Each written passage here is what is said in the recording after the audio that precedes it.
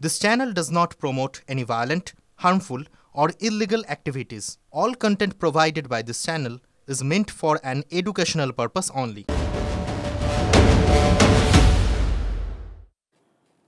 আরো একবার স্বাগত টিভি9 বাংলা। এই মুহূর্তে লিমা রয়েছে আপনাদের সঙ্গে।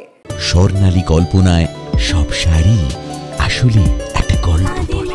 Celebrate every moment with আদি মোহিনী মোহন কাঞ্জিলাল। তিলোত্তমা কাণ্ডে তৎপর লালবাজার। দুই চিকিৎসককে লালবাজারের তরফে তলব করা হয়েছে। মৃত্যু পিএম রিপোর্ট নিয়ে ভুয়ো তথ্য ছড়ানোর অভিযোগ। আর আজকেই লালবাজারে তলব করা হয়েছে কুণাল সরকার ও সুবর্ণ গোস্বামীকে।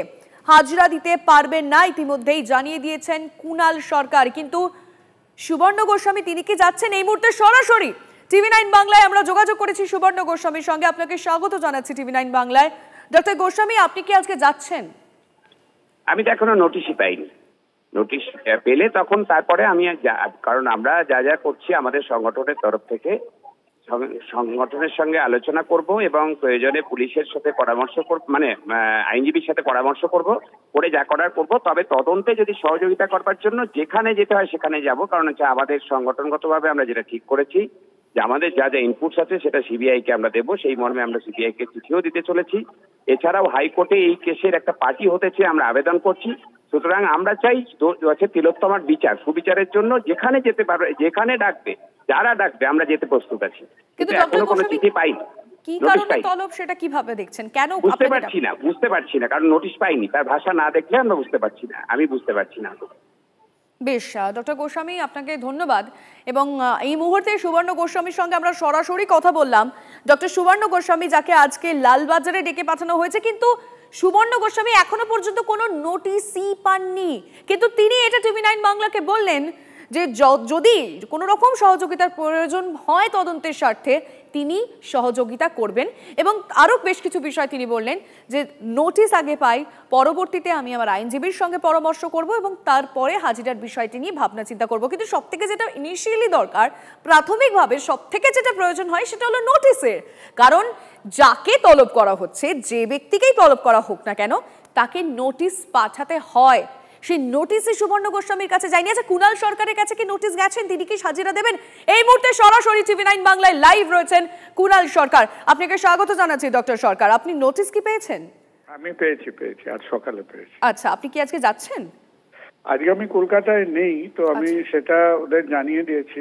আর এই ব্যাপারে কি করা উচিত, what should be my reaction, আমি কিছু আলোচনা করছি। এবং ইফ ইট অ্যাপিয়ার্স রিজনেবল যে যাওয়া উচিত বা যাওয়াটা সংবিধান সিদ্ধ, তাহলে হয়তো কালকে কলকাতা ফিরে যাব আর কি। আচ্ছা, আপনি কি কলকাতায় ফিরেই হাজিরা দেবেন? সেই অর্থে নয়, আমি একটু চিন্তা করিনি। কারণ এই নোটিশের রেসপন্স কি হওয়া উচিত সে বিষয়ে আমার পূর্ব অভিজ্ঞতা একটু কম। তো একটু দেখে নি, পরিস্থিতিটা দেখে তারপর আইল ডিসাইড। ডক্টর সরকার, কি কারণে আপনাকে ডেকে পাঠানো হয়েছে সেই বিষয়ে নোটিশে বলা রয়েছে? আমার যেটা মনে হচ্ছে, খুব জটিল লম্বা কতগুলো কেস নাম্বার দেওয়া আছে, তো ওটা সহজেই অনুমেয় যে this refers to the RG Kar case.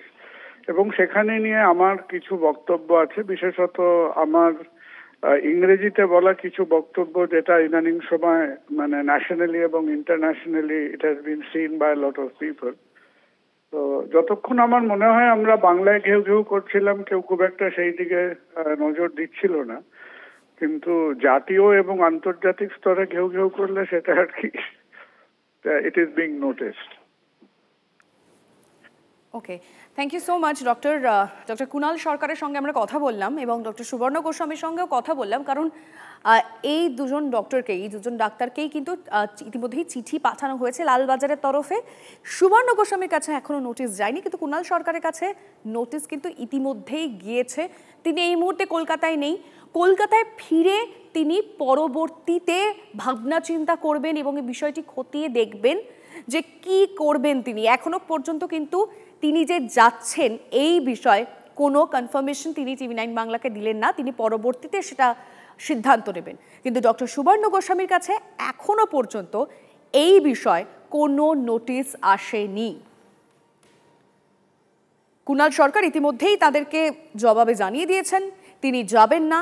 এবং যখন তাকে জিজ্ঞেস করলাম আমি যে কি কি কারণে তাকে ডেকে পাঠানো হয়েছে, সেখানে কিন্তু তিনি জানান বেশ কিছু জটিল বিষয় রয়েছে, কিছু ধারা সেখানে দেওয়া রয়েছে এবং সেখানে দাঁড়িয়ে কি কোন কোন বিষয়গুলো তার কাছ থেকে জানা হবে তিনি সেটা খানিকটা আন্দাজ করতে পেরেছেন এবং তিনি তার ব্যক্তিগত মতামত এই বিষয়ে জানালেন। এবার দেখার পরবর্তীতে এই দুই চিকিৎসকের হাজিরা নিয়ে এই জল কত দূর গড়ায়, কারণ লালবাজারের তরফ থেকে যে দুজন চিকিৎসককে ডেকে পাঠানো হয়েছে তাদের কাছ থেকে কি কারণে কি কি প্রশ্ন করা হবে, কি জিজ্ঞাসাবাদ হবে, সেই বিষয়গুলো খুব গুরুত্বপূর্ণ হয়ে দাঁড়াচ্ছে। এবং ডক্টর সুবর্ণ গোস্বামীর সঙ্গে যখন আমরা একটু আগে কথা বললাম, ডক্টর গোস্বামী বললেন যে তিনি এখনো নোটিশ পাননি, কিন্তু নোটিশ পাওয়ার পর আগে তিনি বিষয়টি খতিয়ে দেখবেন। সবার প্রথম যেটা হয় খুব স্বাভাবিকভাবেই নোটিশে কি রয়েছে, কি লেখা রয়েছে নোটিশে, সেই বিষয়টাই দেখা প্রয়োজন রয়েছে। চিকিৎসক মহলে বাকি চিকিৎসকরা কিভাবে দেখছেন এই বিষয়টি আমি জানার চেষ্টা করব। এই মুহূর্তে সরাসরি আমি ডক্টর সুমন পোদ্দারের সঙ্গে যোগাযোগ করেছি। ডক্টর পোদ্দার, লিমা কথা বলছি আপনার সঙ্গে। ডক্টর কুণাল সরকারকে এবং সুবর্ণ গোস্বামীকে ডেকে পাঠানো হয়েছে লালবাজারের তরফে, যদিও ডক্টর গোস্বামী এখনো কোনো নোটিশ পাননি। আর কুণাল সরকার জানিয়ে দিয়েছেন তিনি কলকাতায় নেই, আপাতত যাচ্ছে না, কিন্তু লালবাজারের তরফ থেকে যে নোটিশটা পাঠানো হয়েছে সেটাকে আপনি কিভাবে দেখছেন? দেখুন, সোশ্যাল মিডিয়াতে নানা জায়গায় নানা রকম অনেকে নিজের মতো করে হয়তো বা বলার চেষ্টা করছে, ইন্টারপ্রেট করার চেষ্টা করছে। তো তারই ফলশ্রুতি হিসেবে হয়তো এনাদেরকেও এরা তলব করছে। আবার এর পেছনে অন্যরকম কোনো অভিসন্ধি আছে কিনা সেটাও তো আমরা জানি না। কিন্তু পুলিশ যখন এই ব্যাপারটা ডাকছে, এটা বোধহয় পুলিশ বোধহয় ডেকেছে, তাই তো? তো পুলিশ যদি ডাকছে, পাশাপাশি সিবিআইও তো তাদের মতো তদন্ত করছে। তো দুটো মিলিয়েই ব্যাপারটা একদম সোজা সাপটা রাস্তায় দেখলে মনে হয় যে হ্যাঁ ঠিক আছে, একটা পিএম রিপোর্ট, সেই পিএম রিপোর্ট যেটা আন্ডার পারজুরি আছে, জুডিশিয়ারি আন্ডারে আছে, সেটা কেন বাইরে বলা হলো সেটা নিয়ে একটা তাদের হয়তো জিজ্ঞাসা থাকতে পারে, জিজ্ঞাসা করছে হতে পারে।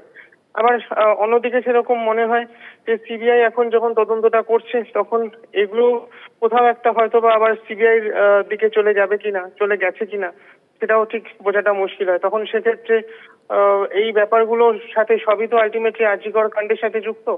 তো সেখানে কার সাথে যে কি লিঙ্ক আছে সেটা বলা খুব মুশকিল। আর যদি ডেকেও বা থাকে, ওনাদের কাছে নিশ্চয়ই কোনো রকম কোনো তথ্য কিছু ছিল যার ভিত্তিতে ওনারা নিশ্চয়ই কিছু এগুলো বলেছেন। তো সেদিক থেকেও দেখলেও ঠিক আছে, তদন্তের স্বার্থে যদি সাপোর্ট করতে হয় সে না হয় করা গেল, প্রোভাইডেড তদন্তটা যেন কোনো রকম চাপের আন্ডারে না থাকে। অনেক ধন্যবাদ ডক্টর পোদ্দার আপনাকে। আমরা চিকিৎসক ডক্টর সুমন পোদ্দারের সঙ্গে কথা বলছিলাম এবং তিনি তার মতামত জানালেন এই বিষয়ে। অবশ্যই আমাদের এই বিষয়টা নজর দেওয়ার রয়েছে এবং খুবই গুরুত্বপূর্ণ বিষয় যে দুজন চিকিৎসককে ডেকে পাঠানো হয়েছে তার কারণটা কি,